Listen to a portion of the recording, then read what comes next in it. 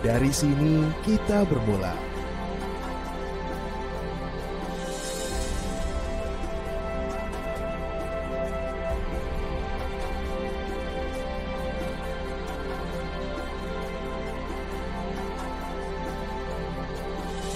Memulai hari paling berharga. Mencoba selalu ada.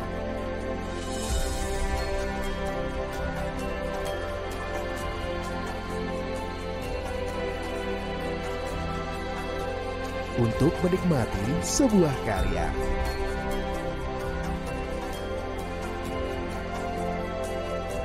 Buatan Indonesia.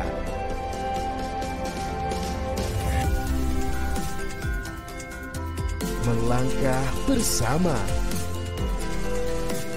Menebar senyuman. Dalam menjaga kesehatan.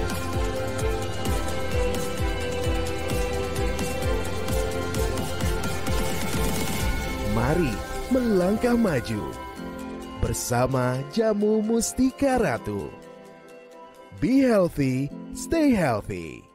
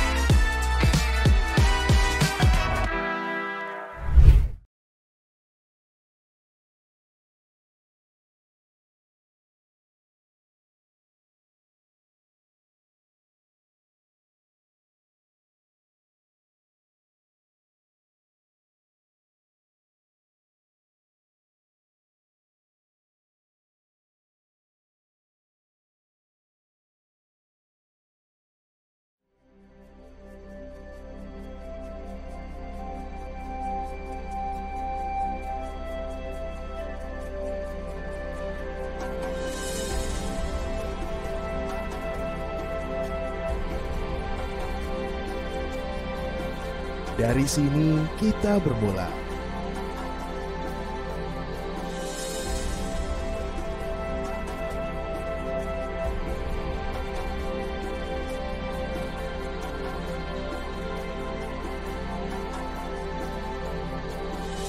Memulai hari paling berharga. Mencoba selalu ada.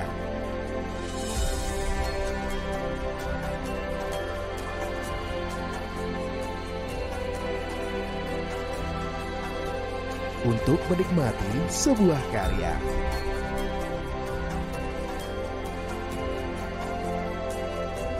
Buatan Indonesia.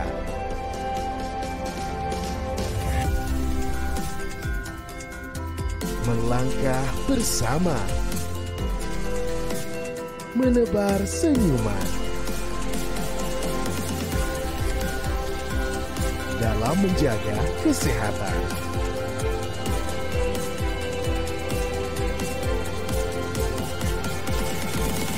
Mari melangkah maju bersama Jamu Mustika Ratu. Be healthy, stay healthy. Assalamualaikum warahmatullahi wabarakatuh. Salam sejahtera. Hai Sobat CSA, selamat sore. Semoga Sobat CSA hari ini selalu dalam kondisi yang sehat dan cuan tentunya. Di semua kegiatan sepanjang hari ini menjelang akhir pekan, semoga Sobat CSA masih tetap happy untuk melakukan banyak aktivitas. Senang sekali saya Cynthia Nadiak dari The Origin Financial Advisory akan menemani kembali lagi Sobat CSA di acara Unboxing Emiten. Dan saya ke depan selama 1 jam akan menjadi moderator untuk unboxing sore hari ini. Dan sebelumnya, seperti biasa, saya akan ngingetin tentang CSA Community bersama Asosiasi Analis Efek Indonesia yang sejak bulan Juli lalu sampai dengan Oktober sudah berhasil menyelenggarakan rangkaian kegiatan CSA Awards 2022. tema yang diambil kemarin adalah Building an Adaptive Capital Market Industry in the Post-Pandemic Digital Era. CSA Awards 2022 tahun ini telah sukses diselenggarakan, dan pada tanggal 27 Oktober kemarin Sobat CSA mungkin sudah melihat juga tayangan-tayangan dan selama eventnya diselenggarakan ketika pemberian penghargaan kepada banyak emiten, dan emiten-emiten yang terpilih tentunya adalah hasil pilihan dari Sobat CSA, juga hasil pilihan dari para juri yang memiliki kinerja serta performa yang baik secara berkelanjutan. Saya juga perlu informasikan lagi kepada Sobat CSA bahwa di bulan Desember yang akan datang, lagi-lagi CSA Community akan menyelenggarakan satu Market Outlook 2023. Market Outlook yang pastinya akan membahas tentang prospek pasar modal dan ekonomi di tahun 2023 dengan narasumber yang handal dan berasal dari Sobat CSA juga berasal dari kalangan pasar modal. Kita akan tetap nantikan untuk informasi selengkapnya tentang Market Outlook 2023 yang akan diselenggarakan di bulan Desember. Well, sore hari ini kita akan membahas tentang herbal cosmetic opportunities in domestic and global trade. Ini adalah unboxing emiten volume yang ke-29, dan sudah hadir di studio CSA. Selamat sore Bapak Egy. Bapak Egy itu nama lengkapnya Bapak Bingar Egidius Situmorang. Selamat sore. Selamat sore Pak Egy. Pak Egy adalah Direktur Utama dari MRAT. Teman-teman kalau di capital market ngomongnya merat ya. Dan selain Pak Egy, ada juga Pak Jody Andreas Suryokusumo. Bapak Jody adalah CFO PT Mustika Ratu Tbk. Selamat sore Pak Jody. Selamat sore Sobat CSA. Ya, selamat sore Sobat CSA juga semuanya. Terima kasih sudah mampir ke studio podcastnya CSA. Dan seperti biasa, segmen unboxing emiten ini kita punya 4 segmen. Segmen pertama kita akan ngobrol tentang profil emiten. Kemudian segmen kedua dan ketiga kita akan bicara tentang kinerja dan strategi perusahaan. Kemudian yang segmen terakhir kita akan mendengarkan closing remarks dari Pak Egy dan Pak Jody ya, yang akan berikan sedikit tips. Dan kita akan masuk ke segmen yang pertama. Saya diminta untuk Pak Egy harus memperkenalkan diri. Nggak usah panjang-panjang Pak. Okay. Aku nggak perlu statusnya Bapak. Nanti teman-teman WA Bapak. Dari latar belakang kenapa Pak Egy bisa masuk menjadi Direktur Utama sebuah perusahaan kosmetik. Orang-orang masih taunya ini perusahaan kosmetik ya. Ini perusahaan yang biasanya melekat dengan kecantikan dan putri-putrian. Coba cerita dulu sedikit Pak Egy. Oke, selamat sore Sobat CSA. Jadi sebenarnya dari semua pengalaman profesional saya masih tetap berhubungan dengan konsumer sih. Jadi consumer goods dari awal memang di perusahaan yang mirip seperti Mustika Ratu juga produk portfolionya dari perusahaan Amerika. Boleh sebut namanya? Nggak usah. Nggak usah. Nanti iklan. Terus kemudian di situ tentunya role-nya juga ada dari macam-macam lah ya. Awalnya mulai dari sales, tapi terus kemudian ke berbagai function ya, terus kemudian pernah logistik, supply chain dan segala macam ya, seperti emang the way di develop the talents di perusahaan itu. Nah kemudian dari situ saya pindah ke perusahaan makanan, masih perusahaan Amerika juga, yang sebagai awalnya sales director di sini, terus kemudian jadi country rep karena satu dan lain hal dengan leadershipnya. Kemudian di situ saya ditarik ke regional office di Singapura, ke Asia Pasifik, kemudian sempat juga on loan ke China, membantu tim di sana untuk melakukan satu project juga, termasuk salah satu camouflage strategi untuk launching produk barunya mereka, karena waktu itu China adalah yang terbesar di kategori itu untuk produk kompetitor, dan kita mau launch, sehingga saya melakukan bagian camouflage-nya untuk mereka tidak tahu bahwa kita mau launch produk baru. Dan sebelum ke Mustika Ratu, kemudian saya punya kesempatan kembali ke Indonesia dengan bergabung dengan perusahaan teknologi, salah satu perusahaan teknologi kalau sebut kategorinya ketahuan, yang market leader di mobile phones, ya kan, bisa kembali ke Indonesia. Jadi sebenarnya benang merahnya semua ketiga perusahaan tersebut walaupun perusahaan asing masih perusahaan yang berhubungan dengan consumer goods lah. Dan karena emang itu menarik untuk selalu mengerti passionnya Pak Egy ya? Exactly, jadi itu sih. Dan kenapa kemudian ke musik karate, some point saya nanya ke diri sendiri, terus what's next gitu ya. Kalau saya berarti pikiran, saya masuk dalam a little bit comfort zone di situ, karena challenge-nya di situ perusahaan itu selalu ada. Jadi nggak perlu mencari challenges, ada selalu ada terus. Tapi itu saya pikir, seandainya ada opportunity apa sih, saya masih willing untuk coba lagi gitu. Nah itu kemudian terpikirkan, mungkin menarik kalau saya bisa give back to the nation gitu ya, kalau itu perusahaan Indonesia gitu yang bisa kemudian kesempatan untuk membangun Indonesian brands. Itulah kemudian awalnya pas ketemu dengan Ibu Mur, dengan Dewan Komisaris Pak Joko Ramiaji, Pak Haryo, nah udah diskusi ya udah akhirnya bergabung dengan Mustika Ratu. Masih cinta Indonesia. Oh iya. Sebelum aku pindah ke pertanyaan berikutnya, ayo Pak Jody ceritain kenapa Pak Jody bisa. Aku rasa karena Pak Jody interested dengan ketemu sama putri-putri yang suka ada di pemilihan.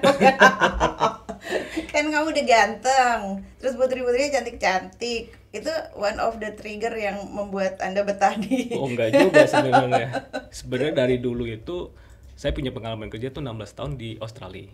Oke. Sebelumnya itu saya bekerja di perusahaan oil and gas, kontraktor, mining, bisnis totally different banget dari bisnis consumer goods.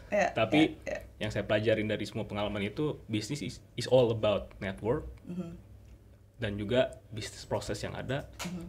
Tentu secara mungkin secara finance, corporate governance is the same anywhere else. Oke. Jadi nggak jet lag pindah dari oil and gas terus langsung masuk ke consumer goods gitu? Dari awal sih bisnis is bisnis ya, cuma beda produk kan intinya. Iya, tapi kan cuman cara feel-nya aja mungkin harus lebih beda gitu. Jadi dari sini saya juga banyak belajar dari Pak Egy mengenai industri FMCG khususnya, dan yang quite unik dari Mustika Ratu itu bukan hanya satu kosmetik yang kita jual, tapi kita banyak produk-produk lain seperti personal care, ada jamu, ada healthcare, dan ada kosmetik. Dan juga ada bisnis ekosistem lainnya juga. Karena itemsnya various ya. Itemsnya various, bisnis modelnya beda, bisnis model beda, dan juga ekosistem. Sebenarnya Mustika Ratu itu bukan hanya pabrik atau bukan hanya brand, tapi bisnis ekosistem yang kita jual sebenarnya. Oke. Sebelum panjang ke menjelaskan isi company-nya, aku mau nanya ke Pak Egy nih. Yeah. Tentang Mustika Ratu tadi kan Pak Egy udah bilang udah pindah dari Amerika ke sini. Nature-nya di sana seperti apa, di sini seperti apa. Menurut Pak Egy sendiri, Mustika Ratu ini keberadaannya di Indonesia tuh udah lama banget ya. Yeah. Orang aku nggak tahu in terms of brand awareness-nya, mereka itu masih identik melihat Mustika Ratu sebagai produk kosmetik doang, atau yang tadi Pak Yogi bilang ini sebenarnya ternyata banyak gitu. Menurut Pak Egy sendiri bagaimana mendiferensiasikan mempositioningkan si Mustika Ratu di Indonesia pada saat ini? Jadi mungkin kembali ke awalnya dulu, Mustika Ratu kan didirikan oleh Ibu Muryati Sudibyo sebagai founder. Itu awalnya kan meracik jamu dengan resep-resep dari Keraton Solo ya, awalnya gitu. Di rumah beliau waktu beliau dengan suami ditugaskan di Medan. Awalnya kan itu kan. Nah, jadi memang dari kecil karena tinggal di keraton sudah terbiasa ngeracik jamu ya kan, dengan resep-resep dari sana. Nah, tentunya kemudian dengan itu dibuat di garasi rumah, ditawarkan ke tetangga-tetangga, ternyata banyak yang tertarik ya kan, kemudian dijual. Nah, akhirnya kemudian ya terjadilah bisnis ya kan. Terjadi bisnis dan berkembang tentunya bisnisnya, kemudian resmi menjadi Badan Hukum PT Mustika Ratu itu sebenarnya di 14 Maret 1978. Itu waktu pertama kali didirikan perusahaan? Ya, sebagai PT. PT? Ya, sebelumnya kan industri rumah tangga. 78? 78, betul. Jadi udah cukup, sudah cukup mature lah sebagai perusahaan gitu ya. Dan kemudian berkembang lagi, akhirnya harus buka pabrik sendiri tentunya di Ciracas, sekarang juga masih beroperasi di tahun 81, dan seperti tadi dalam diskusi tadi juga sampaikan juga bahwa akhirnya listed tahun 1995. Nah, kalau kita lihat sebenarnya jadi satu yang khas dari Mustika Ratu itu adalah regardless saat ini industri cosmetics ya kan, itu mungkin banyak kalau kita lihat jadi seperti lookalike-nya brand atau negara lain, ya kan, arahnya kan ke sana kan, trennya kan something semua trend. Mirip gitu Ya, bentuknya. kan tidak boleh menyebut negaranya kan. Saya pernah kerja di perusahaan dari negara itu lah. Jadi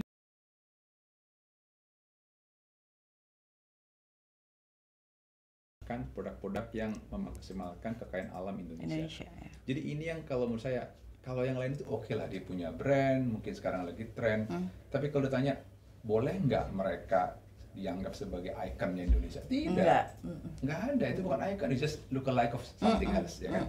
Nah itu yang menurut saya membanggakan buat Mustika Ratu, bahwa regardless over time dari dulu itu selalu rooted konsisten dengan itu tadi.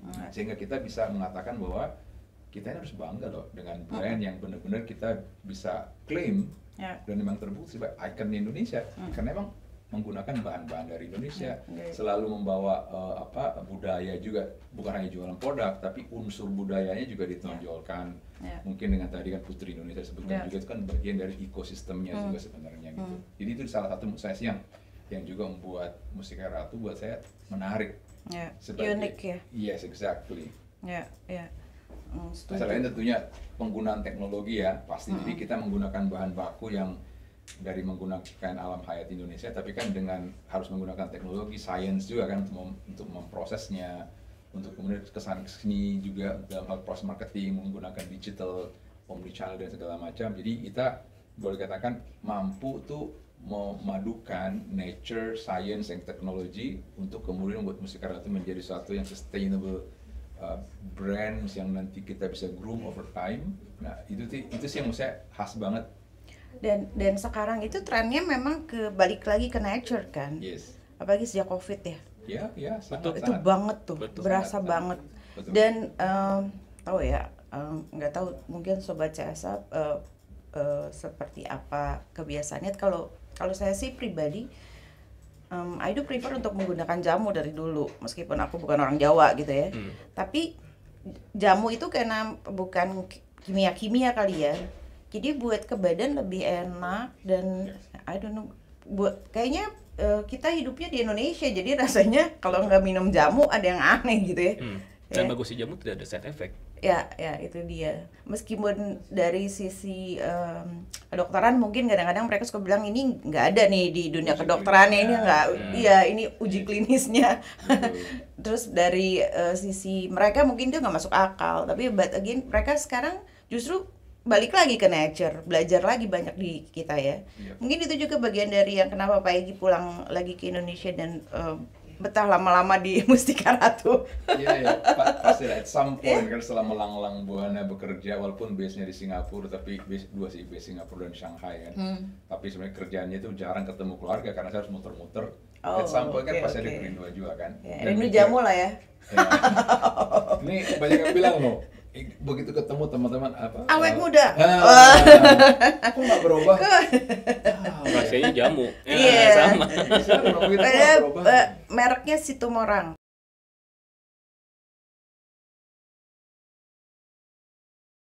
Dan ke Pak Jody, Mustika Ratu ini udah listed dari tahun 1995. Ya, betul. Cuman to be honest di market jarang-jarang terdengar nih. Jangan-jangan Pak Jody masuk karena pengen membuat ini menjadi terdengar besar di market, atau ada wish atau ada goals yang Pak Jody pengen bawa supaya Mustika Ratu ini kalau udah go public kan mestinya bisa everybody knows, nggak Yeah. cuma di Indonesia, mestinya sampai ke worldwide gitu. Tadi Pak Egi udah bilang bahwa ini jamu udah mestinya gede banget gitu. Dari sisinya Pak Jody, dari capital market, karena Pak Jody lebih muda ya Pak Egi ya. Well, jauh lebih murah, tapi dia pasti passion untuk yang capital marketnya lebih. Ini ngejar saya tampangnya. Mesti ngurusin banyak orang. Ampun DJ. Tapi kan bagus. Iya. Gimana? Iya, gimana? Jadi Pak memang Jody? kita secara bisnis kita harus paling nomor satu perhatikan fundamental bisnis kita kan. Nah tentu apa yang telah kita pelajarin selama ini, dengan bisnis fundamental yang membaik, tentu kan in the end investor akan melihat. Dengan investor melihat jadi percaya, kan otomatis ada semacam ekspektasi.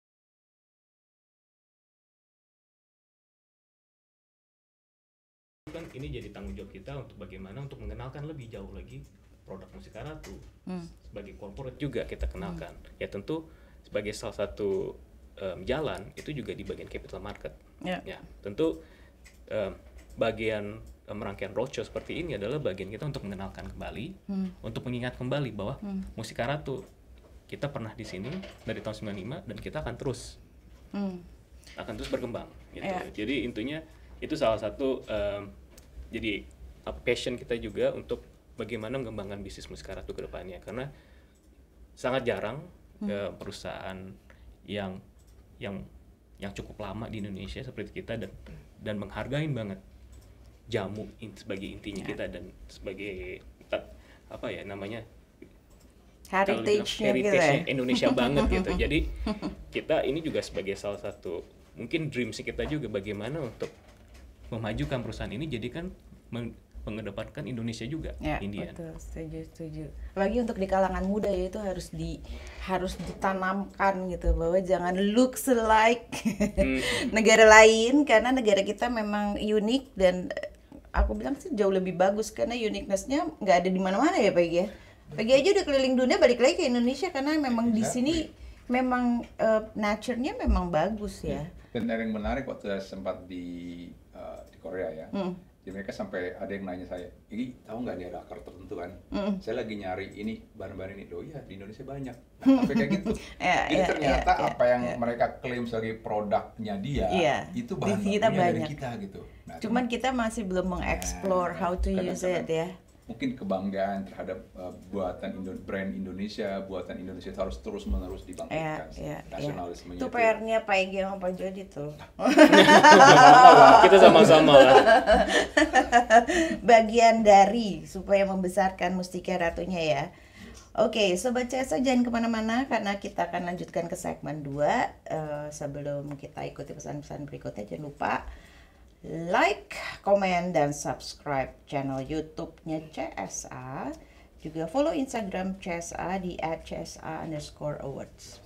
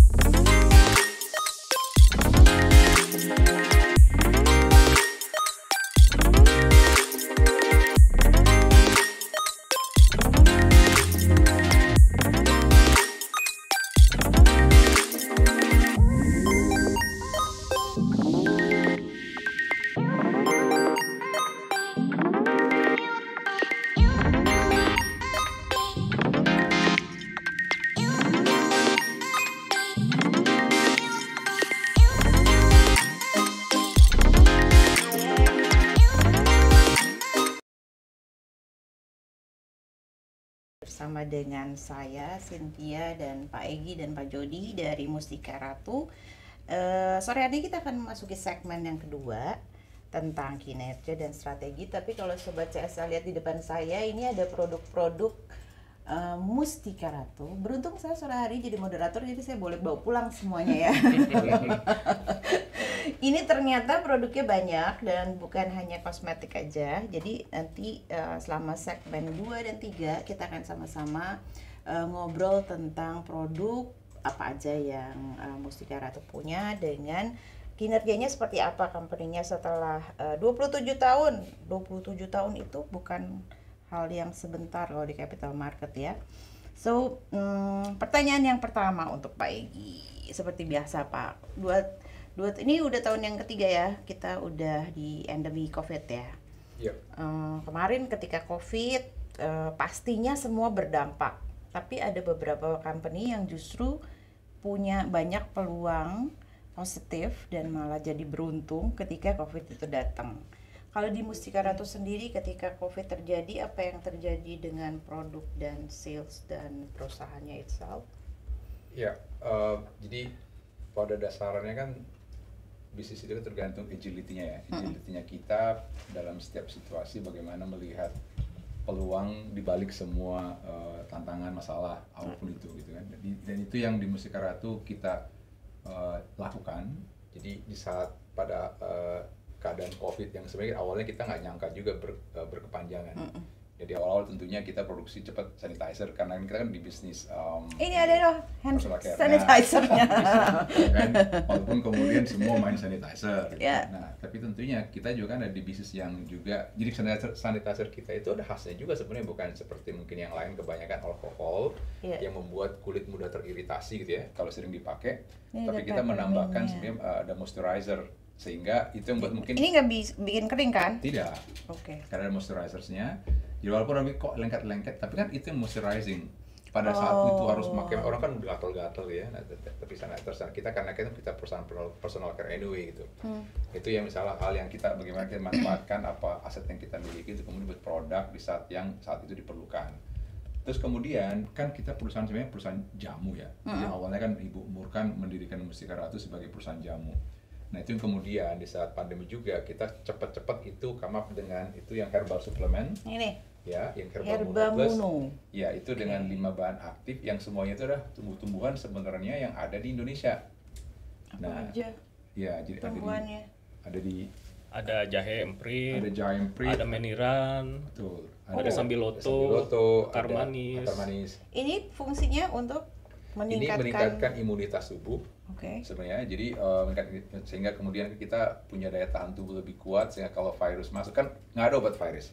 Yang perlu sebenarnya kan daya tahan tubuhnya tinggi, sehingga kemudian badan kita bisa ngelawan pada waktu virus itu datang. Nah, tapi saat itu juga dari penelitian kita ini juga melakukan penelitian uji klinis juga nih bersama dengan FKUI yang kemudian dibantu oleh BPOM karena waktu itu kita produknya salah satu yang dianggap di-announce sebagai adjuvan penata-laksanaan COVID-19 pada waktu ya kan. Nah, yang ternyata tadi ada manfaat juga dari produk ini adalah itu melindungi sel-sel paru-paru. Itu yang membuat kita mikir, oh iya barangkali itu sebabnya ya, sehingga pada waktu orang yang sudah kena nih, bukan hanya mencegah, yang sudah kena pun pada waktu menggunakan produk ini itu lebih cepat pulih. Karena kan dulu kan banyak kan dahak segala macam mengental kan. Jadi dengan itu terlindungi sel paru-parunya, jadi kemudian akhirnya itu kan dicegah pengentalan itulah, yaitu yang buat putih kalau di scan gitu kan. Itu bahkan kalau di sini sebenarnya nih meniran itu di negara Thailand itu udah di-announce pemerintahnya sebagai obat COVID. Meniran itu akar-akar, bagian dari akar-akaran atau batang? Daun meniran. Daun. Banyak di Indonesia ini, di banyak tumbuhan rumah. Mungkin gitu. Di pinggir jalan juga kita banyak lihat, jangan-jangan ya. Jadi sebenarnya ya menarik sekali kalau di sana dijadikan sebagai produk yang benar-benar di endorse oleh pemerintahnya, bahannya dari sini. Nah, ini yang memang pada waktu itu benar-benar sangat diperlukan dan makanya membantu konsumen juga. Nah, selain itu, ini produk kita juga yang di saat pandemi kan kalau kita lihat pada waktu itu kan memang demand untuk produk-produk kesehatan yang dari bahan herbal itu meningkat. Itu ada beberapa datanya menunjukkan konsumen banyak mengkonsumsi empon ya. Tapi kalau yang nggak mau repot harus ngerebus sendiri jahe dan segala macam kan ribet banget. Akhirnya kemudian kita lihat nih kesempatan kita menjual lebih banyak lagi produk seperti ini yang udah ini produk-produk yang sebenarnya jamu modern. Tinggal diglek kayaknya. Ya, yang sudah sangat praktis karena sudah dalam kemasan UHT, ya kan. Jadi dalam kemasan yang bisa dibawa kemana-mana. Jadi ini ada beras, ada ini kunyit asam, ada gula asam, ada juga beras kencur. Tentunya dengan manfaat yang sangat besar. Untuk anak-anak sama orang dewasa sama? Boleh dikonsumsi? Iya boleh. Boleh. Ini nggak ada. Ini kan jamu minuman gitu ya. Jadi bukan obat yang ada ini ya bahan kimianya gitu. Jadi ini sudah ada di minimarket terkenal yang mudah lah ditemukan. Bahkan produk ini sudah kita ekspor ke Jepang.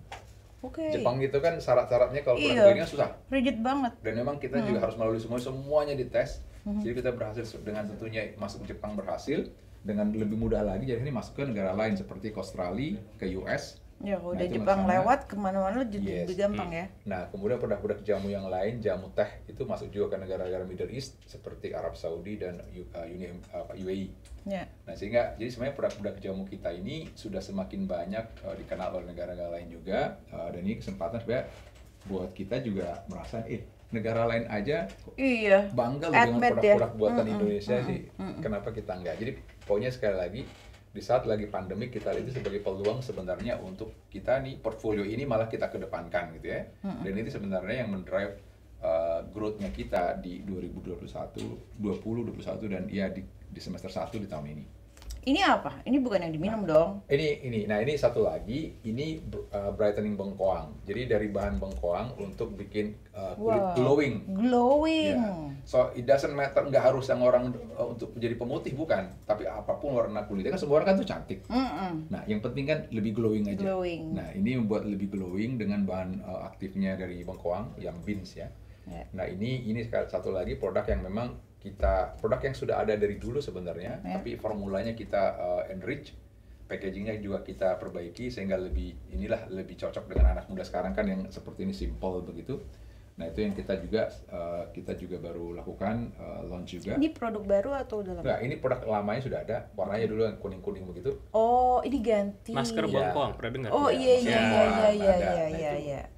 Tapi kan setelah sekian lama formula harus diperbaiki dong. Iya. Dengan packaging juga harus ya. Betul.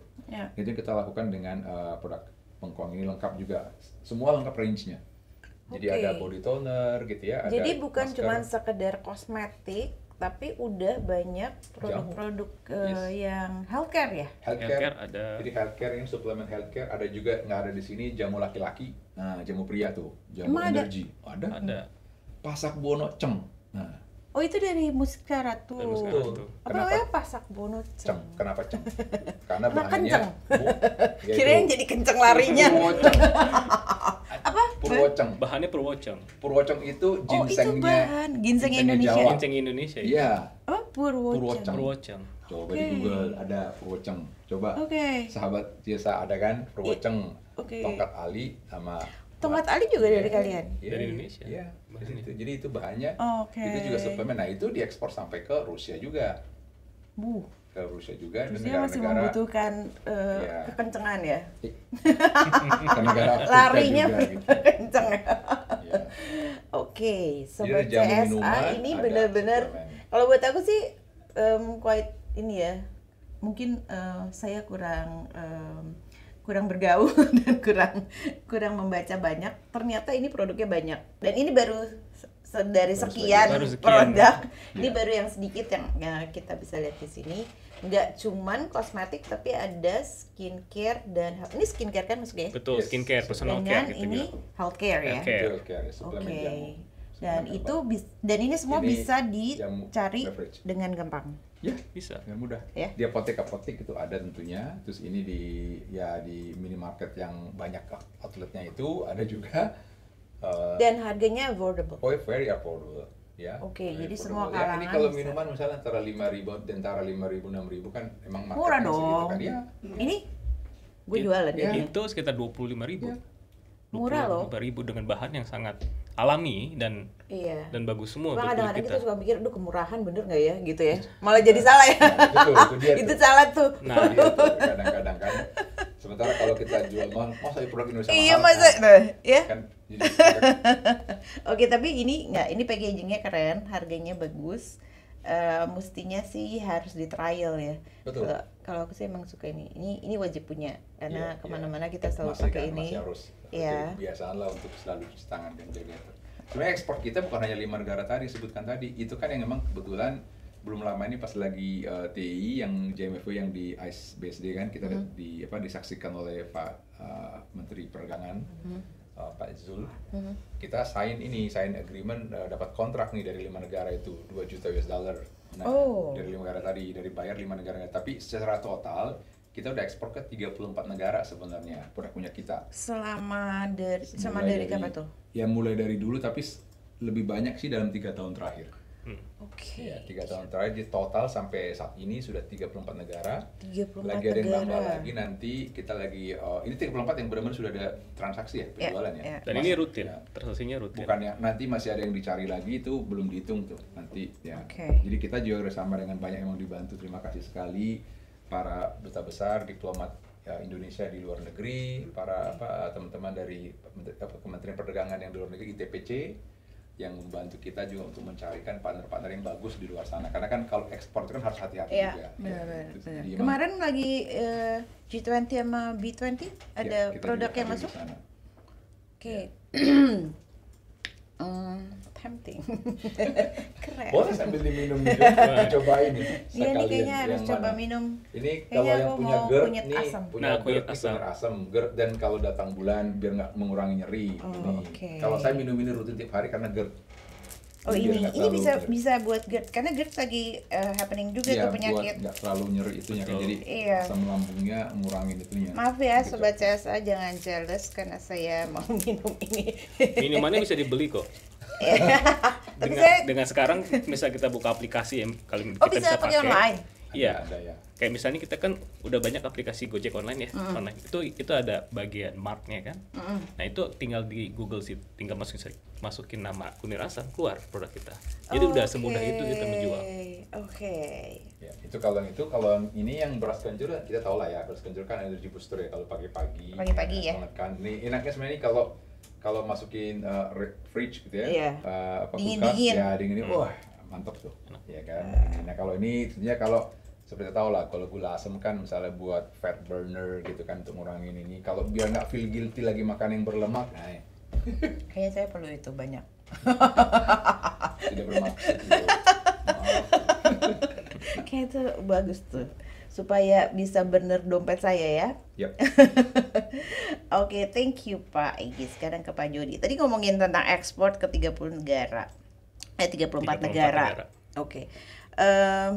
Berapa exposure-nya dengan ekspor ini? Berapa kontribusi yang bisa di-generate ke company dengan adanya ekspor? Dengan di Indonesia sendiri seberapa besar sih kontribusinya ke kinerja perusahaan? Jadi kalau kita lihat laporan 2021, ekspor sales kita tuh sekitar 4% dari total sales kita selama ini.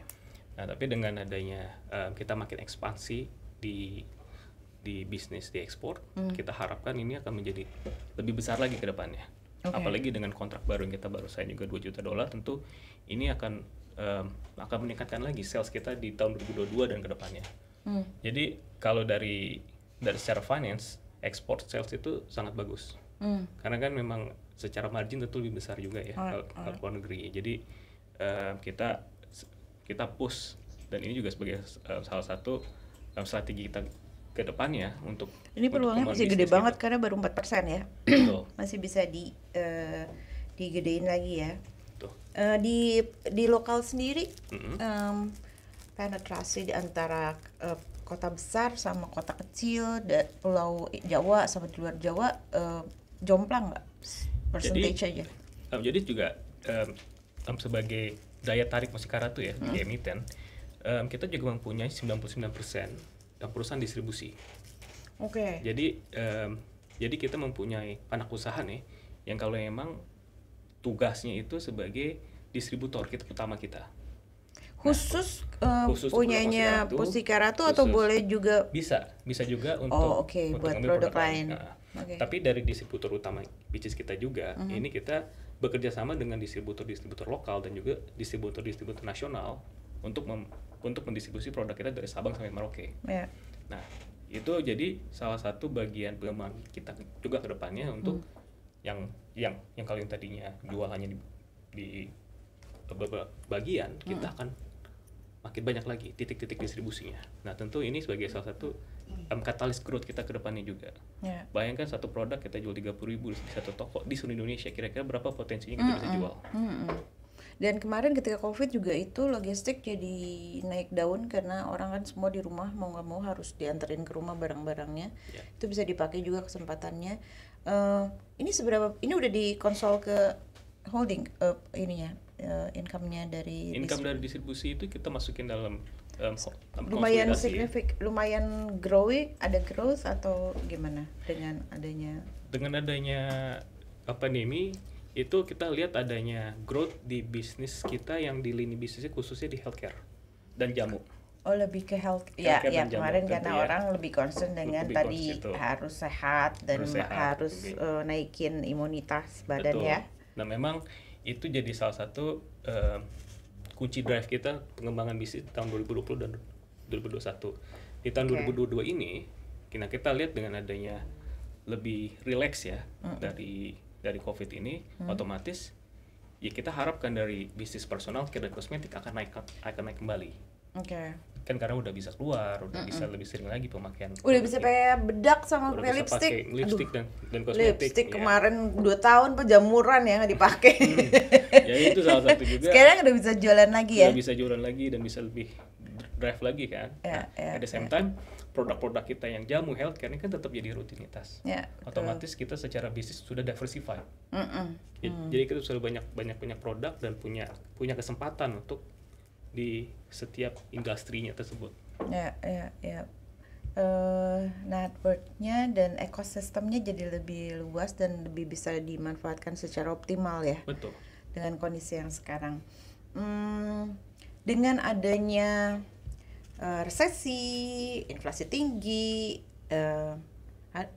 kalian itu produk-produknya kontennya berapa persen yang lokal, berapa persen yang import? Biasanya kan healthcare lebih banyak dari luar. Nah, karena bahan-bahan kita banyak yang dari Indonesia, herbal Indonesia, semuanya lokal. Jadi kalau kita lihat dari bahan baku kita, mungkin kita bisa bilang 95% itu lokal. Oh, kontennya justru 95%. Jadi banyak enak lokal. dong. Sebenarnya kita lebih bisa fleksibel sebenarnya dengan adanya kendala. Nah, inflasi dengan kemarin BI rate naikin suku bunga. Kalian cuma nggak terlalu kena imbas kalau untuk pembelian ya.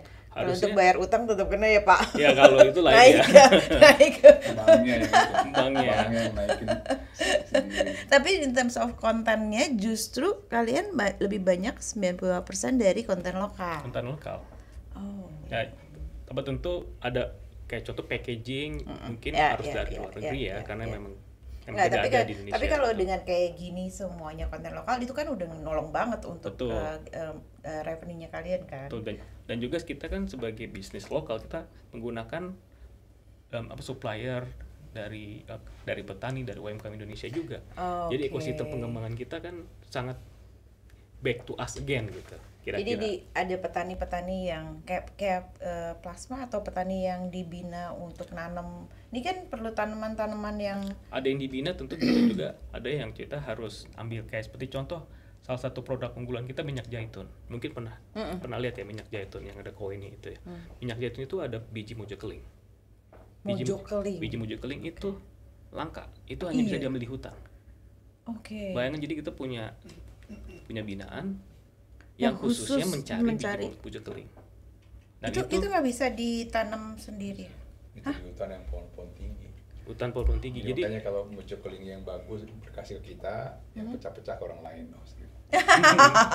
Jadi itu quite uniknya produk kita. Kenapa cukup bagus, sangat bagus maka kita bilang, dan cukup sangat efektif. Kalau hutannya habis kayak sekarang kan hutan makin habis. Jangan dong. Makanya kita juga sebagai salah satu bisnis kita punya namanya corporate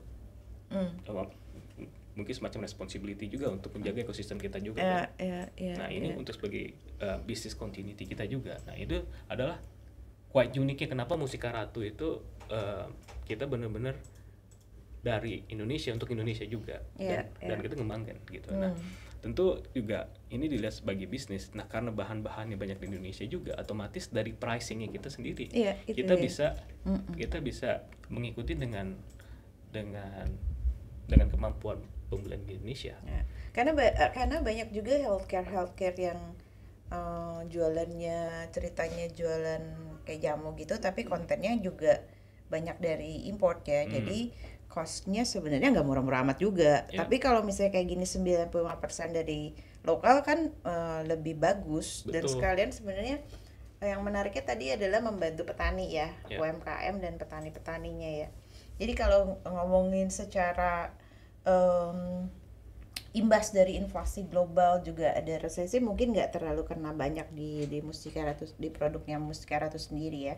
Ya, harusnya sih dengan produk kita, produk lokal Indonesia dengan harga yang kita punya strategi emang selalu harga yang cukup affordable. Kita jangan jual harga tinggi karena kita emang dari awal founder kita mengarahkan bisnis kita harus bisa terima untuk masyarakat banyak. Kebayang aja kan dari mulai ujungnya Sumatera sampai ujungnya Papua gitu, kalau misalnya mereka bisa dikasih kayak misalnya mereka dapat minuman seperti ini dengan mudah, itu kan sebenarnya potensi marketnya huge banget. Betul.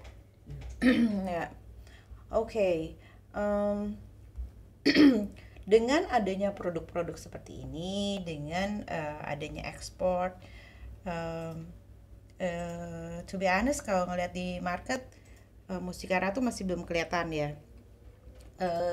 Kira-kira masih ada Pak Jody sebagai CFO masih menginginkan untuk melakukan sesuatu yang spektakuler nggak? Ini produknya udah banyak, semuanya brandnya mestinya sih udah ada ya. Cuman ini wish yang goals dalam waktu dekat Pak Jody pengen bikin apa gitu untuk bikin hari ini udah bikin kaget dengan harga saham naik banyak sekali.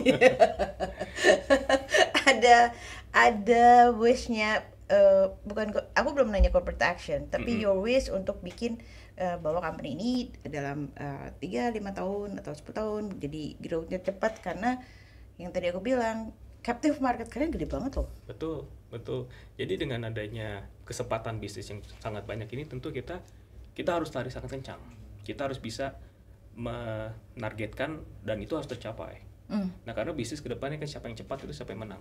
Nah dari situlah kita selalu memastikan tim kita semua harus, ayo bagaimanapun juga kita kesempatan harus kita ambil sekarang. We have to do it now gitu. Nah tentu dari agility perusahaan juga itu harus mendukung kan. Nah juga sebagai salah satu contoh, kita baru rilis keterbukaan informasi mengenai salah satu aset kita harus bikin lebih produktif. Dan ini sudah disetujui di RUPS. Jadi ya, mungkin silakan kalau dicari beritanya, tapi itu sebagai salah satu senjata kita juga untuk perkembangan bisnis ke depannya.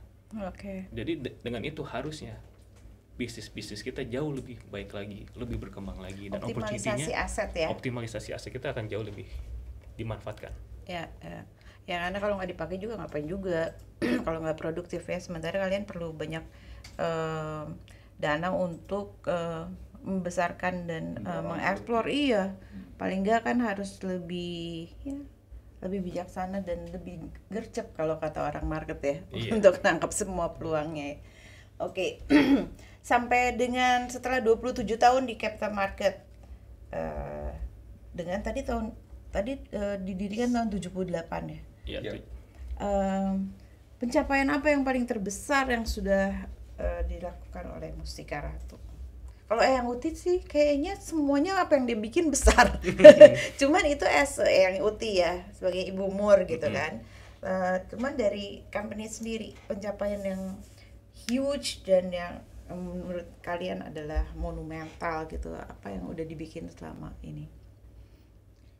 Ya kalau kita melihat mungkin nggak tidak bisa kita melihat hanya satu saja, hal saja gitu. Jadi kalau kita melihat salah satu menurut saya yang sangat terutama belakangan ini ya, yang 3 tahun terakhir lah, karena kita baru bergabung di 3 tahun terakhir, itu bahwa keberhasilan kita untuk mendorong ekspor ke 34 negara itu kita satu hal yang sangat kita banggakan, karena kan tidak mudah nih sebenarnya mempenetrate market di luar sana dengan dengan produk yang boleh katakan itu berbahan baku dan sangat Indonesia banget.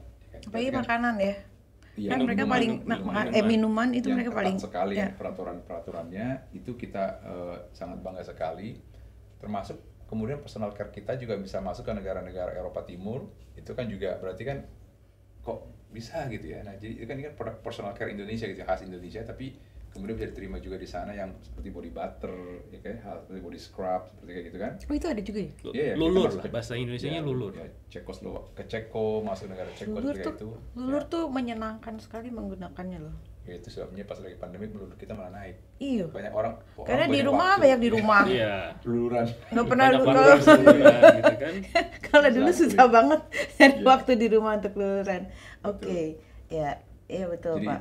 itu salah satunya ya. Dan emang di organisasi kita selalu tanamkan. Jadi untuk dalam keadaan bagaimanapun kita harus punya mindset yang positif untuk selalu mencari di mana sih peluang kita, bukan hanya survive tapi juga bisa peluang-peluang untuk grow tadi kan. Oke, kalau di market tertentu lagi agak sulit ya kita keluar cari tempat yang lain. Negara ini lagi ini cari negara lain. Tapi maksudnya kalian tidak perlu mencari banyak, karena ketika COVID ini kan udah jadi sesuatu yang pencapaian terbesar lah.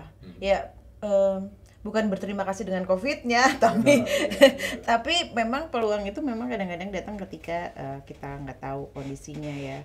Kalau semuanya cuman mikirinnya terpuruk dan mikirinnya besok bakal resesi dan dunia kiamat, ya kita nggak bisa ngapa-ngapain juga kan. Ini produk-produk yang banyak dan Indonesia banget, harusnya sih bisa mendunia dan bisa lebih banyak lagi dikonsumsi oleh orang Indonesia sendiri terutama ya. Betul. Karena dikonsumsi sama orang Indonesia aja sebanyak itu, penduduknya 200 juta lebih mah udah besar sekali. Udah gede banget ya. Dari Euromonitor itu ada data sampai tahun 2025 itu penjualan produk herbal itu akan 23 triliun per tahun. Itu peluang besar sekali. Nah, kita ngambil berapa aja dari situ kan? Iya, 1% aja lah ya. Ya, besar. Jadi itu yang kita tidak mau ketinggalan, walaupun sempat perusahaan lebih fokus ke kosmetik, ya kan, personal care lah sebenarnya, personal care. Kita ingin kembali ke apa sebenarnya yang dimulai oleh Bu Mur, itu Mustika Ratu dimulai dengan sebagai perusahaan jamu. Jadi jangan sampai itu ketinggalan, seperti misalnya yang ready to drink ini ya, jamu ready to drink ini kan udah lama sebenarnya. Tapi kita sekarang fokuskan lagi karena memang ada peluangnya dan memang disukai orang ternyata. Bahkan kemudian kita kerjasama dengan beberapa chef untuk mencoba-coba nih apakah sebenarnya minumnya hanya sekedar minum SI seperti kayak gitu yang praktis dibawa kemana-mana. Lalu bisa masuk ke restoran. Betul, bisa jadi ke menu juga sebenarnya, menu culinary kan, jadi ke sana. Jadi ingin fine dining ya. Exactly, jadi lifestyle gitu kan. Jadi jamu itu bukan sesuatu yang old banget sih. Bukan selera pasar doang ya. Iya, jadi harus menjadi lifestyle, jamu lifestyle. Nah, itu yang kita ingin dorong. Tentunya dengan sekarang marketnya lebih terbuka karena pandemi almost over, mudah-mudahan over segera. Ini kan semua establishment kan udah akan buka gitu ya. Toko buka, restoran. Produk apa yang paling menjadi andalan dan paling tinggi penjualannya? Itu mungkin tergantung dari situasi juga ya. Kayak seperti kita bilang waktu tahun 2020-2021 kita pushnya healthcare dan jamu. Tahun 2022 kita harapnya semua lini bisnis kita growth. Karena kan di awal kan semua kayak aku kalau ngelihat lebih ke kosmetik ya. Betul. Kosmetik kayaknya semua orang pilihannya cuman dikit, cuma 2 paling di awal-awal ketika ibu masuk ya. Kemudian kesini-sini banyak banget tuh. Betul. Ya, tapi berarti seasonal sih ya. Berarti waktu itu udah gantian kosmetik ketika lagi COVID yang ini, naik, kemudian gitu yang itu siklusnya jadi gantian jadi ya. Siklus. Jadi itu lah mungkin apa kita sebut sebagai business diversification kan. Ya, betul. Jadi itu yang kita terus selalu kembangkan. Nah, tentu di tahun 2002 ini kita harapkan dengan adanya lebih rileks ya secara COVID ini, jadi otomatis lebih banyak keluar. Tentu kita harus targetin lagi cosmetic market.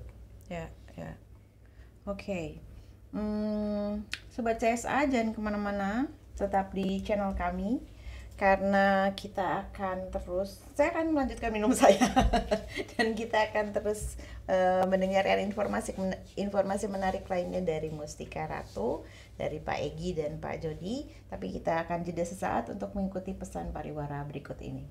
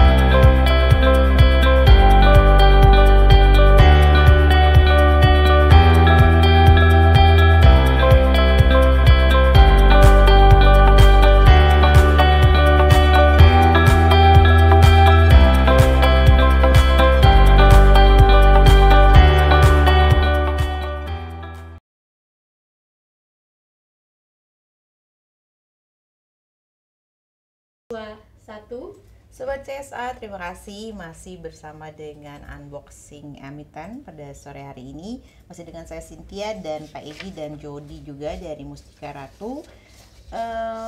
Kita akan masuk ke segmen yang ketiga, masih tentang kinerja perusahaan.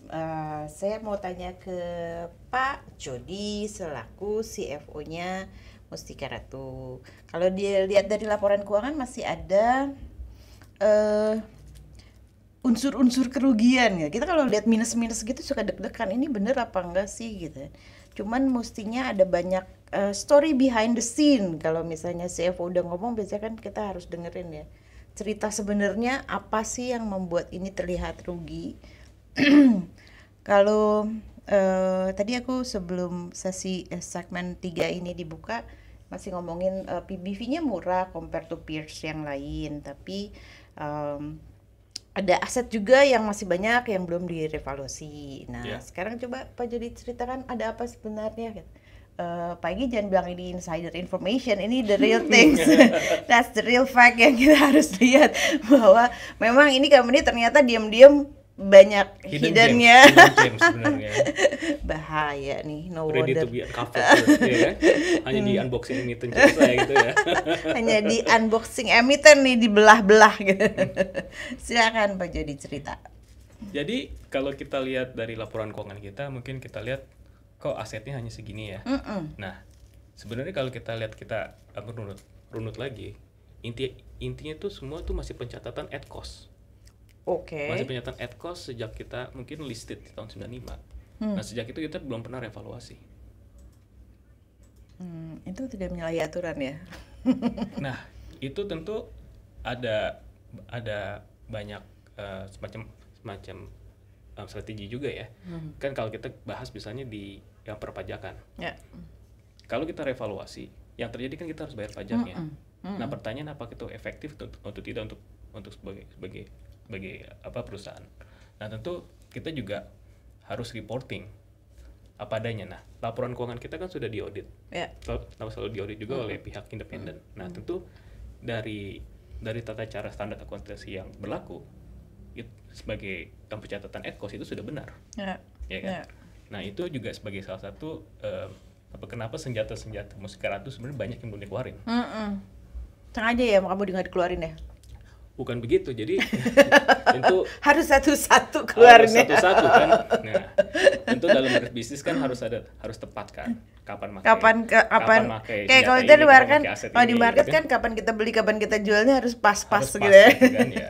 Nah, itu tentu sebagai salah satu why Mustika Ratu mungkin dilihat secara book value hanya segini. Nah, tentu ini juga jadi reflect dari market. Kenapa mungkin PBV kita masih 0,7 saat ini. Cuman sebenarnya kalau kita lihat kembali opportunity perusahaan ini, mungkin PBV-nya harusnya berapa? Iya. Hidden banget itu kamu kalau dihitung ulang. Betul. Tapi kita kan nggak bisa melakukan itu juga kan. Tentu ada banyak tata caranya ya. Tentu dari tata cara accounting-nya, harus tata cara bagian pajaknya bagaimana juga. Nah, tentu itu kita harus lihat semua sih dari sebuah. Tadi Pak Jody sempat cerita penjualan aset 200 miliar. Penggunaan uangnya untuk apa? Jadi berdasarkan keputusan RPS juga dan juga keterbukaan informasi yang kita lakukan, itu akan digunakan untuk pengembangan bisnis dan untuk supaya bisnis kita jauh lebih growth lagi ke depannya. Oke. Masih banyak lagi aset-aset yang bisa direvaluasi dan untuk nge-jack up. Watch the space ya. Soalnya kan ibu tuh orang lama ya. Biasanya orang lama kan ngumpulinnya tanah ya. Mostly kan banyaknya aset kan. Iya kan, fixed asset dan kebanyakan tanah lah, dan lokasinya kalau orang lama pasti udah lokasi bagus, nggak mungkin kayak sekarang kita lihat di pinggiran. Iya ya kan.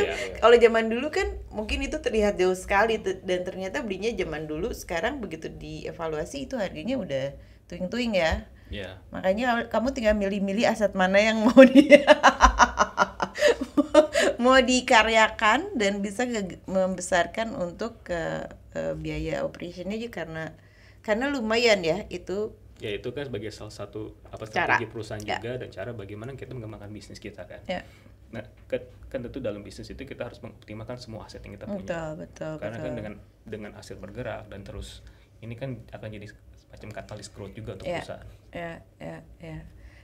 Sobat CSA ingat ya, tadi masih banyak yang akan dikeluarkan beritanya dari Mustika Ratu.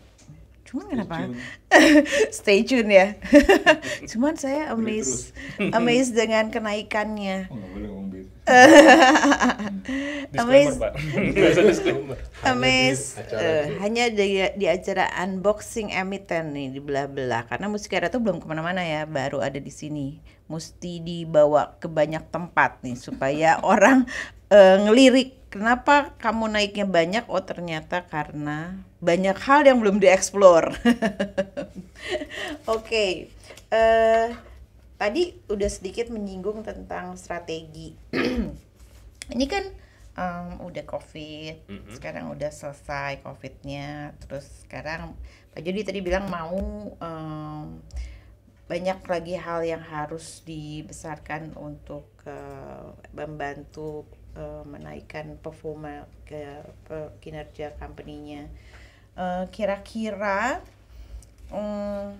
hal-hal apa sih yang paling menjadi risk Ini kan semuanya udah kelihatannya udah mulai membaik nih, tapi tetap aja resikonya ada.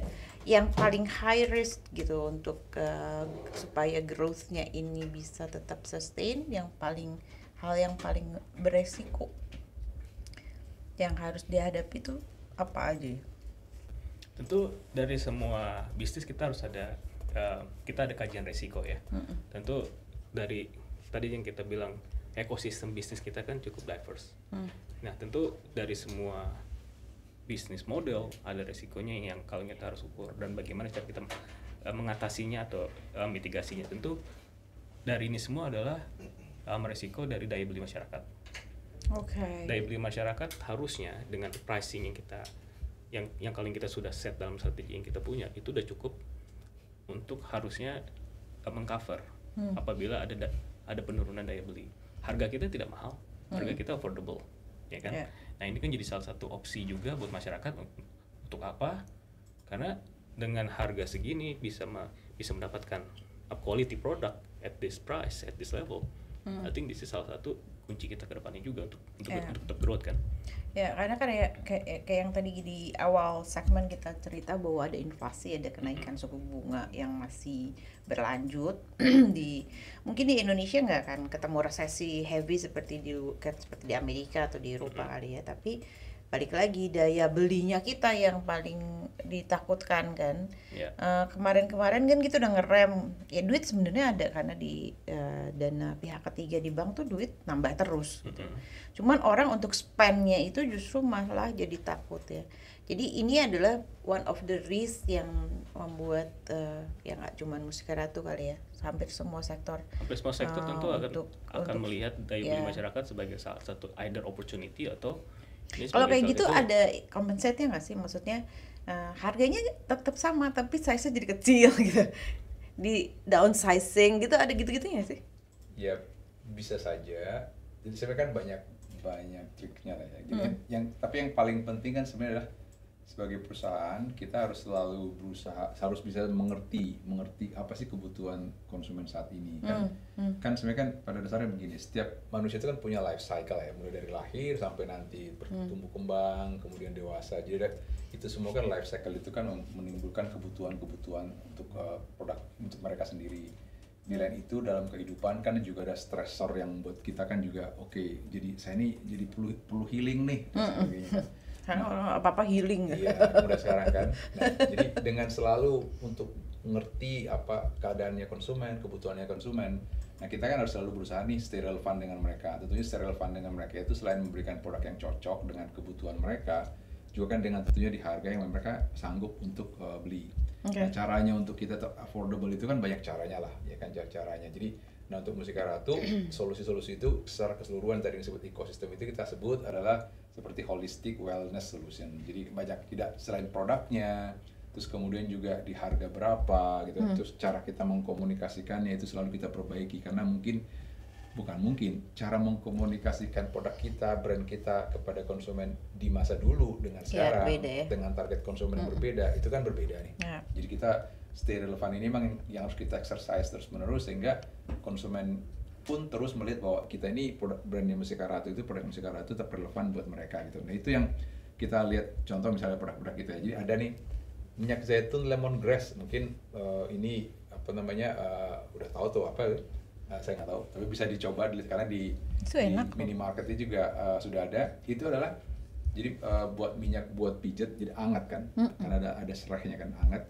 Tapi juga sebenarnya ini ada kegunaan yang lain. Apa itu? Mengusir nyamuk. Nah, kalau diolesin itu nggak digigit nyamuk, serai. Yes. Nah, jadi seperti kayak gitu nih, selalu ada manfaat tambahan dari produk yang kita offer kepada mereka. Jadi untuk uang yang mereka spend, they get extra benefits. Contoh misalnya kayak lips ya, lip products ya kan. Nah, selalu kita kasih juga yang ada skincare benefit dengan misalnya moringa seeds. Jadi nggak kering dan segala macam, tak menjaga kelembapan dari bibir. Jadi selalu ada ekstra seperti itu. Jadi disampaikan tadi contoh dengan sanitizer yang ada moisturizers-nya. Nah itu sekarang bahkan kita lihat nih anak muda kan sekarang selalu minta dia sebutkan perlu healing.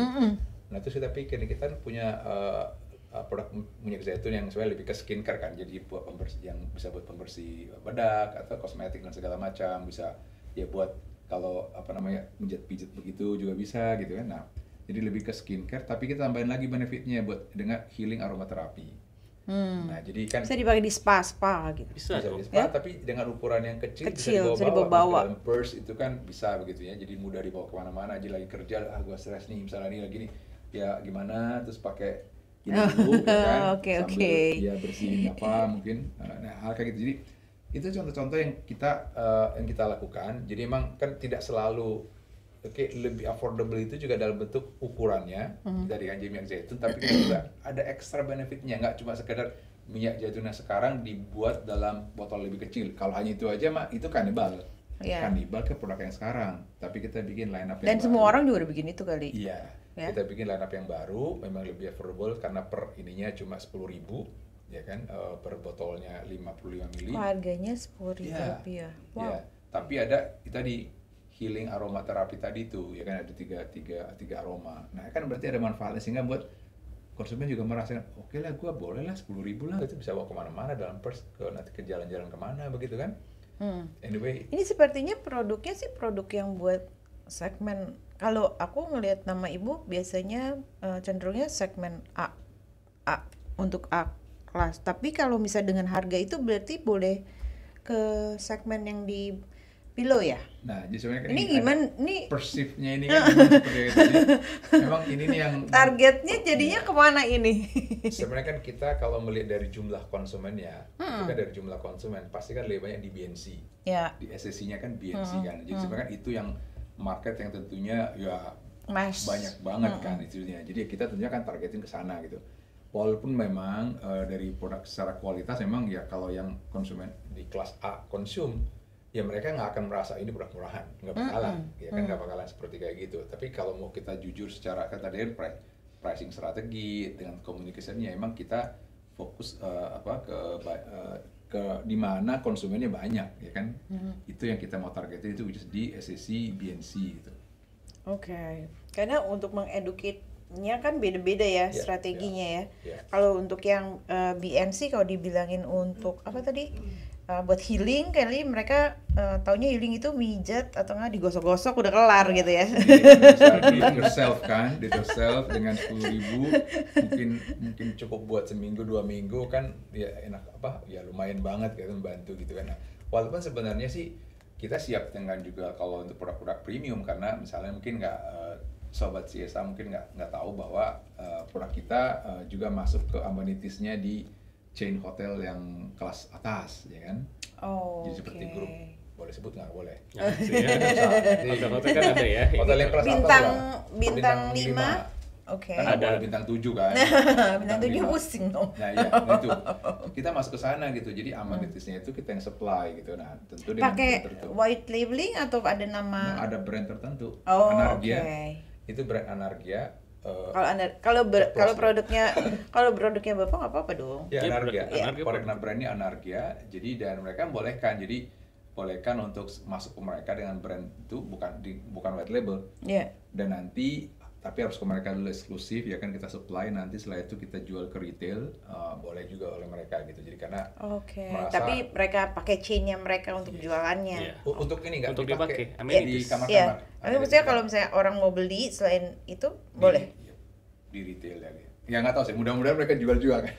Iya, biasanya kan kalau di hotel ada dipakainya itu, tapi mereka boleh if you want to use it di rumah setelah ini. Mereka biasanya suka ada juga sih di display gitu. Karena kalau yang di hotel kan emang brand Anargianya kan emang dalam pump kan, yang nempel di itu kan. Jadi bukan dalam format retailnya. Format retailnya nanti di retail nanti.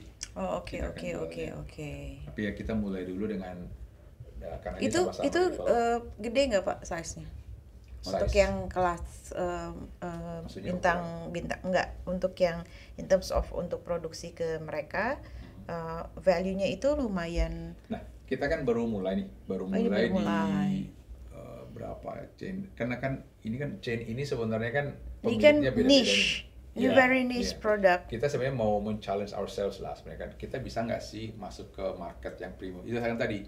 Market premium ini ada produk, ada marketnya, ya kan? Kita juga sanggup penuhin, tapi kan emang marketnya tuh nggak sebesar kalau yang DNC.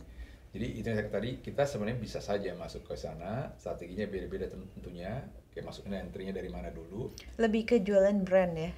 Yes, ya. Kalau untuk yang itu Karena kan orang kan bisa kaget juga, iya ada loh. Mustika Ratu. Nah, apalagi kalau si hotelnya juga ada di luar negeri, terus dia pakai di sana juga. Oh oke. Ininya pusatnya di luar negeri malah. Ya maksudnya mereka bisa pakai itu juga untuk di dalamnya hotelnya untuk servicesnya. Plannya begitu, jadi masuk dulu ke chain yang di sini karena kita dealnya dengan yang Asia Pasifik ininya, regionnya gitu kan, masuk yang di Indonesia dulu one by one karena kan ini bisnis modelnya mereka kan berbeda kan, nggak satu yang procure buat semua ini kan hotel kan, jadi per chain masing-masing ada ini yang miliknya grupnya siapa gitu, oke masuk ke dia, ini grupnya siapa aja. Jadi one by one yang apa-apa lah kita kerjain gitu karena ini kan ini part dari marketing juga dan brand building juga untuk Mustika Ratu brand building juga di market itu gitu. Lebih ke brand building. Ya. Tapi bukan jual rugi ya, kita nggak bakar duit. Dan kita juga tidak akan flexing. Cari cuan aja. Oh flexing itu gue kena 10 tahun loh. Boleh tahu nggak sih ini pabrik ada di Ciracas. Berapa employee-nya, karyawan yang totalnya ada. Kita dari berapa ribuan sih. Kita dari ribuan. Hanya di Ciracas atau ada di biasanya kan suka ada kan di kalau pabrik hanya satu di Ciracas. Tapi kalau ada di Jawa Tengah kalau, atau apa gitu. Nah itu kan ada pada sales marketing office-nya kan tentu. Cuman pabrik only di Ciracas ya. Ciracas. Saat ini hanya di sana. Iya, mestinya bisa ekspansi karena kayaknya kalau ingredients-nya lebih banyak di Jawa Tengah deh. Kalau yang gini-gini ya. Kalau misalnya di sana kalau duitnya udah lebih banyak nanti tinggal buka kan. Kalau buka sih gampang ya. Maintain yang susah. Nah itu ya Pak Jody yang itu PR ya. Ada plan lah, tapi ya mungkin kita harus matangkan dulu ya sebelum kita ini boleh berani announce lah gitu ya.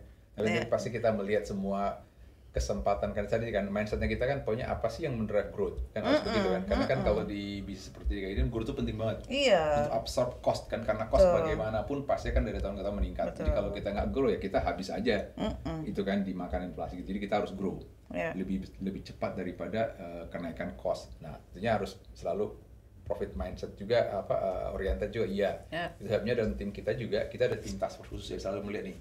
Jadi apa sih yang kita bisa lakukan untuk kita lebih cost efficient, untuk kita lebih memaksimasi yang produk-produk yang marginnya lebih besar, untuk lebih besar lagi penjualannya. Jadi ada tim memang khusus seperti kayak gitu. Ini bagian dari contohnya effort kita untuk memberikan total shareholder value, kayak bahwa ini BO ini mikirin loh semua hal gitu. Memang tidak mudah, ya kan? Tidak mudah karena ada hal-hal yang sensitif. But we have to do it kan? Itu tadi kan nggak selalu nih, mendrive growth kan itu kan berhubungan dengan external things kan, ke toko segala macam market, we never know gitu. Kita berharap akan mudah terus jualannya kan nggak selalu jadi kita harus selalu siap dengan lihat di lain pihak apa nih internally cost yang kita bisa cut, bisa lebih efisien, kualitas tetap bagus gitu kan, on the way of doing business. Nah itu kita punya itu satu hal-hal yang kita memang selalu lakukan sehingga di Pak Jody nanti ke depannya juga nggak kesulitan di cash-nya gitu kan. Kita mau grow tapi masa harus diinjak terus kan. Kan nggak juga bagus kalau terusan jualan aset. It doesn't another thing, but kan harus perusahaannya nggak mikir banget ya. Iya makanya harus itu shortcut banget gitu. Cuman kan kalau kondisi yang sekarang, yang kemarin kan karena memang itu aset udah lama banget pasti ya. Iya. Itu ini dat lah. Dan post pandemic kan harus perlu lah. Dan timingnya tepat nih. Bicara tentang corporate action, Pak Jody mungkin punya agenda aksi korporasi. Tadi aku soalnya tanya, ini udah dari tahun berapa? 95 sampai sekarang udah ngapain aja gitu di capital market. Kalau orang lain kan ada emiten yang hampir setiap tahun loh, right issue. Setiap tahun sampai kita yang dia buset nih orang ya. Duitnya udah banyak tapi tetap right issue gitu. Kalau di Mustika Ratu sendiri Pak Jody ada tentu untuk plan corporate action kita harus selalu bahas dengan Dewan Komisaris, kita juga harus dengan RUPS juga ya. Tentu ada beberapa opsi tentu kita pikirkan.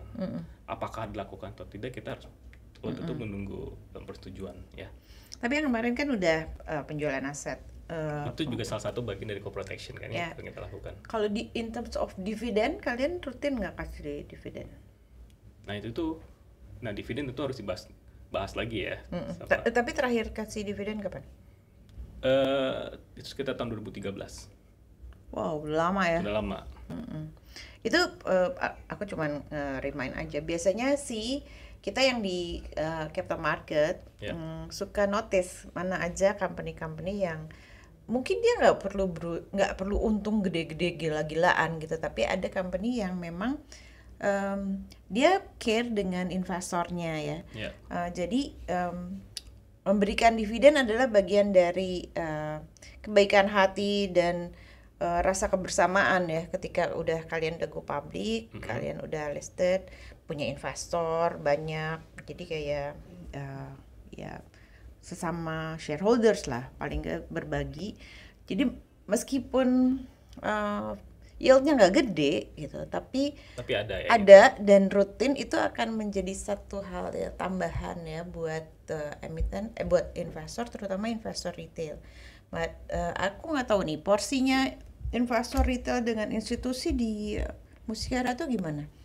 Saat ini kita lihat dari daftar pemegang saham kita punya ya, itu 71% kan memang milik mayoritas pemegang saham. Sisanya semua retail. Nah itu dia, justru retail ya? Retail sisanya kan ya. Nah itu tentu itu kita harus lihat terus, karena kan perkembangannya dengan kita sekarang makin sering roadshow, sering covering tentang, mungkin kita lihat nanti akan ada perubahan ke depannya. Paling nggak kalau ada porsi kalau di capital market gitu susahnya ketika nasabahnya semua retail, buat emiten pasti pusing ketika mau melakukan aksi korporasi atau mau do something di company, karena biasanya yang ikut nggak banyak. Tapi kalau misalnya lebih porsinya shareholdersnya ada institusi, kalian berbaginya lebih apa ya bicaranya, lebih nyaman kali ya. Dan buat attract si institusi sendiri, balik lagi mereka akan ngelihat likuiditasnya seperti apa gitu kan.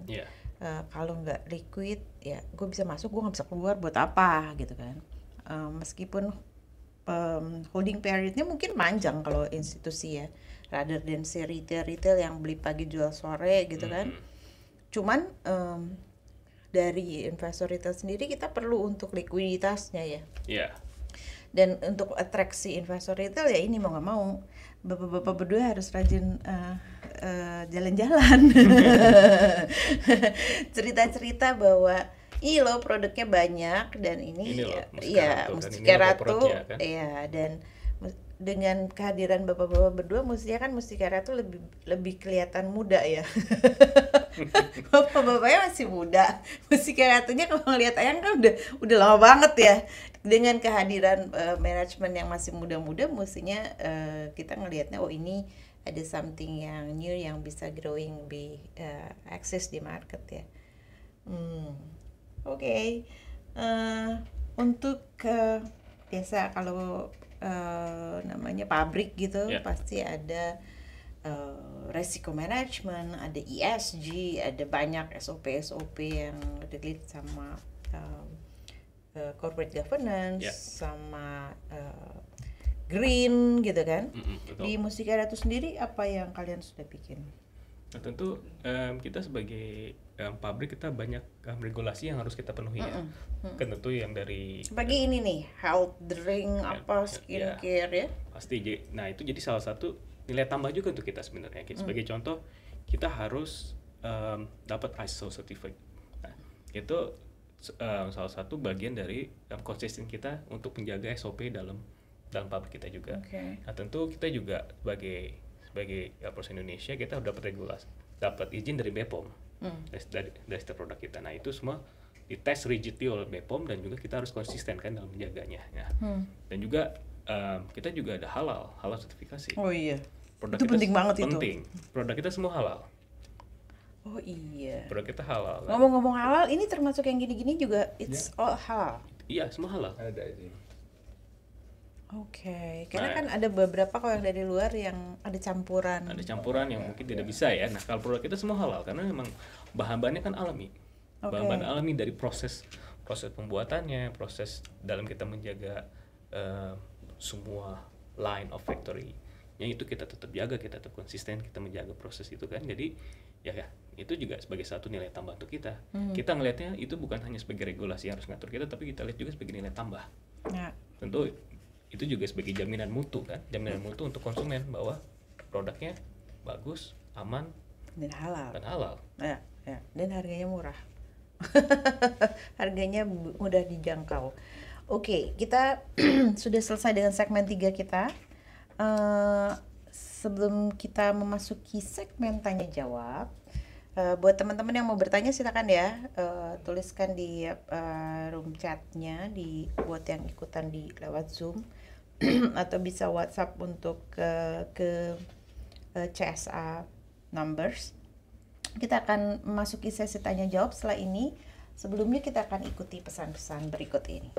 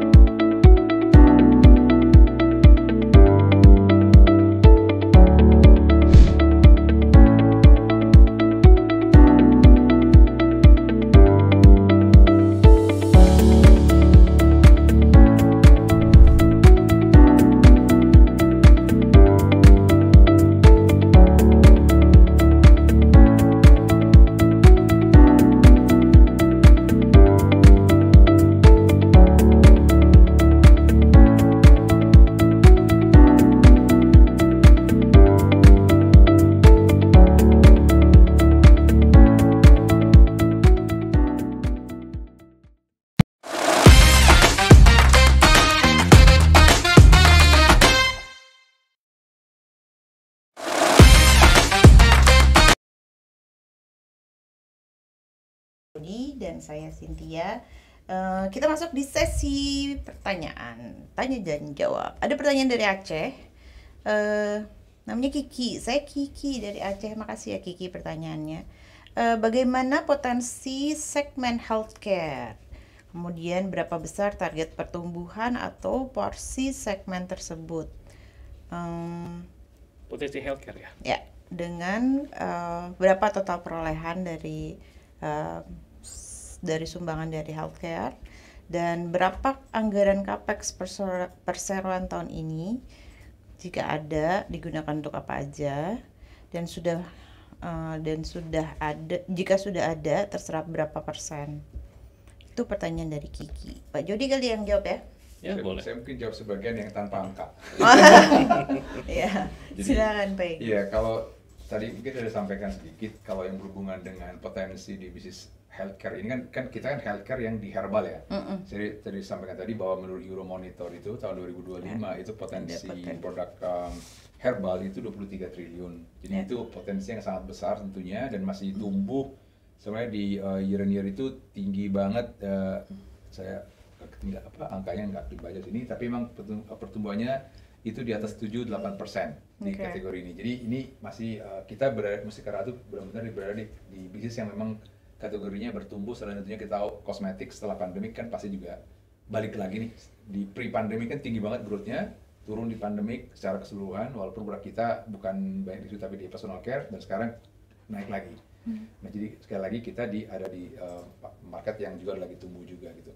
Jadi itu sih ya. Dan kalau soal peluang market ke depannya buat ekspansi, saya katakan tadi kita sudah di 34 negara. Kita masih berusaha masukin ke negara-negara tertentu seperti Afrika, dan tentunya memperbesar di negara di mana kita sudah ada saat ini. Di mana seperti negara-negara yang mereka berperang, tapi tetap aja beli produk dari kita, Ukraina dan Rusia gitu, kita jual aja. Kita pokoknya cuan-cuan aja dengan mereka, berbisnis dengan siapa saja. Dengan optimalin yang produk yang di pasar yang di dalam ya. Pasar yang ada di dalam pasti kita akan optimalin karena kita kan sudah punya di produk beauty, di produk health suplemen, juga di beverage ya kan. Itu pasti kita kembangkan, masih banyak sekali peluang untuk kita expand di sana sih. Oke. Sekarang giliran Pak Jody. Nah, kalau dari pengembangan tadi dari Pak Egy, mungkin ditanya tentang potensi healthcare ya. Nah, healthcare kita tuh kalau kita bandingin dari sales 2020 ke 2021, kita growth 11,4%. 11,4% dari healthcare-nya. Tentu dengan tahun 2022 ke depannya tapi kita melihat tentu tetap ada growth juga, karena kan udah jadi habit, udah jadi rutin ya menggunakan healthcare.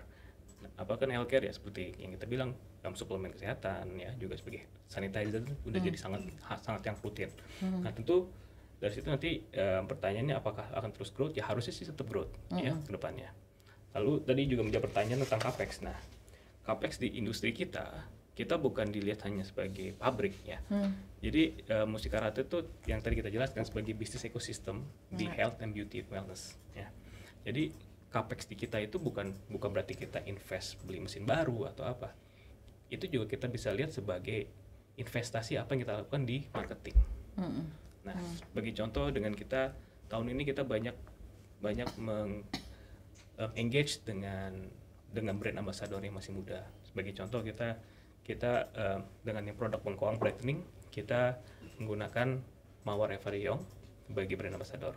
Wah, saya nggak bisa dong, saya udah nggak muda. Nah itu harus bikin produk yang buat umur saya. Itu sebagai contoh kan. Nah, sebagai contoh, apakah itu dibilangnya sebagai capex? Itu bisa juga di industri kita, karena itu sebagai salah satu dasar kita untuk mengembangkan market share kita ke depannya. Nah, itu kan jadi sales. Nah, tentu kalau ditanya apa spesifik untuk capex di mesin, nah dengan tim kita saat ini, kita selalu melihat bagaimana cara mengoptimalkan aset yang kita punya. Sebagai contoh, kita di tahun 2021 dengan kita memproduksi sanitizer, kita tidak membeli mesin pabrik baru. Yang ada. Kita menggunakan mesin yang ada, kita rubah sedikit, kita tweak, kita modif, bisa menghasilkan sanitizer. Nah, itu adalah mengoptimalkan aset. Jadi instead of kita beli pakai utang dan sebagainya, itu kan jadi lain hal ya. Tapi dengan kita tata cara bisnis Mustika Ratu tuh harus kita melihat apa yang kita bisa optimalkan. Oke, terima kasih. Semoga sudah menjawab ya buat Kiki. Ini pertanyaan berikutnya dari Triani Rahmania. Melihat potensi bisnis yang sangat besar, apakah terdapat pasar negara lain yang ingin dirambah oleh perusahaan? Tadi udah 34 loh, Tri. Mau nambah ke berapa lagi kita? Ya, kita akan jalan terus. Jadi seperti sampaikan tadi, jadi memang masih ada negara-negara yang cukup menarik karena ini pertumbuhan di sana lumayan, seperti negara-negara Afrika. Selain memperkuat tentunya nanti harapannya Eropa Timur, setelah harapannya ya kan perang di Rusia dan Ukraina bisa pulih gitu, nah sehingga bisnis kita di sana sudah sempat kita ada masukin itu bisa jauh lebih kuat lagi karena kita melalui Rusia sebenarnya bisa masuk ke negara-negara Asia Tengah seperti Belarus, Kazakhstan gitu ya. Jadi kita entry-nya kan harus melihat memang dari sudut logistiknya, dari mana titik poin yang paling mudah secara logistik, nanti kemudian kita partnernya kita ajak untuk masukin dong ke negara yang lain. Jadi hal seperti itu memang kita pelajari untuk sekali lagi nih, untuk kita bisa expand dengan cara yang paling murah, ya kan? Tapi bisa penetrate ke lebih banyak market, dibantu teman-teman dari Diplomat dan juga ITPC. Oke, thank you. Pertanyaannya, waktunya udah habis ya. Pertanyaannya kalau masih ada aku udah nggak bisa jawab nih karena waktunya udah saking serunya cerita-cerita. Oke, sebelum kita tutup, boleh ada closing remarks dari Pak Egy dulu deh, habis itu sedikit dari Pak Jody. Ya, jadi closingnya kalau saya simplify dalam dengan tiga kata. 3 kata. Kalau aku suka mintanya how do you describe, karena Bapak CEO-nya. Gimana cara mendescribe company-nya Bapak yang Bapak lagi pimpin dalam 3 kata? Oke, 3 kata. Growth, profit, solid. Solid dijelasin nanti kenapa solid, oke? Growth tentunya karena itu tadi. Jadi yang kita sekarang lakukan adalah selalu melihat peluang dimanapun, baik secara teritorial, domestik dan luar, di kategori, di kategori beauty, health dan juga di wellness, kita lihat peluangnya masih banyak sekali di sana, sehingga peluang growth-nya tentunya kita pintar-pintaran aja untuk maksimalin, termasuk juga di channelnya kan offline, online, reseller, omni, ya kan kita semua itu maksimalkan, kita lihat dan maksimalkan, tentunya dengan kita harus selalu berusaha stay relevant dengan consumer. Profit tentunya, ya kan, kita kan harus bertanggung jawab juga kepada shareholdersnya kita dengan bentuk memastikan bahwa semua yang kita lakukan kita perhatikan semua elemen-elemennya sehingga kita kemudian bisnisnya kita tuh ke depan semakin profitable. Solid tentu dalam hal solid teamwork. Apa yang kita alami di masa pandemi ini membuat kita belajar banyak hal, membuat kita semakin kompak, semakin tahu nih karena susah-susah bersama, ya kan. Harapannya nanti kemudian dengan modal lebih baik nih, ya kan, hasil dari kemarin penjualan aset itu yang sudah disetujui dan mudah-mudahan segera bisa terrealisasi cashnya, akan semakin solid lagi performance dari Mustika Ratu. Amin. Oke. Dari Pak Jody, kalau Pak Jody aku lebih pengen remarks untuk ke depan in terms of kinerja company-nya. Apa yang Pak Jody mau bikin? Tentu dari kita sebagai manajemen, kita akan selalu memperhatikan yang tadi Peggy juga bilang, growth dan profit. Artinya kita harus selalu meningkat secara sales dan profit. Itu akan terus kita akan menjadikan konsistensi dan itu harus kita lakukan dan wajib tercapai, dan dengan itu kita akan melihat investor juga lebih percaya dengan bisnis Mustika Ratu. Kita ada secara bottom line jauh lebih baik, dan tentu ini bisa jadi salah satu emiten untuk long term holding ya. Jadi, PR buat Bapak berdua harus sering-sering jalan-jalan supaya urusan nge-branding itu nggak cuma di produk, tapi di capital market juga wajib karena karena produk kita di market ada ratusan saham. Kalau kalian nggak eksis dan tidak tampil, could be nobody knows dan nobody gonna buy your shares. Impact-nya akan ada di kalian juga. So better lebih sering ngobrol-ngobrol dengan sobat CSA, lebih sering berkeliaran dengan teman-teman di capital market. Oke. Sobat CSA, tanpa terasa kita sudah ngobrol panjang, waktunya sudah lewat 10 menit ya ternyata. Di acara unboxing emiten sore hari ini, semoga acara ini bermanfaat. Tidak cuma buat emiten tapi juga buat sobat CSA, buat investor terutama dan calon investor di capital market. Terima kasih banyak Pak Jody dan Pak Egy sudah hadir. Kita akan ketemu lagi di event berikutnya dengan bocoran-bocoran informasinya. Saya Cynthia Nadak dari The Origin Financial and Business Advisory akan undur diri. Sekali lagi terima kasih Bapak berdua. Terima kasih buat Mustika Ratu. Buat yang nanya, karena yang nanyanya dari Aceh jadi kejauhan yang nggak bisa kirim ini ya.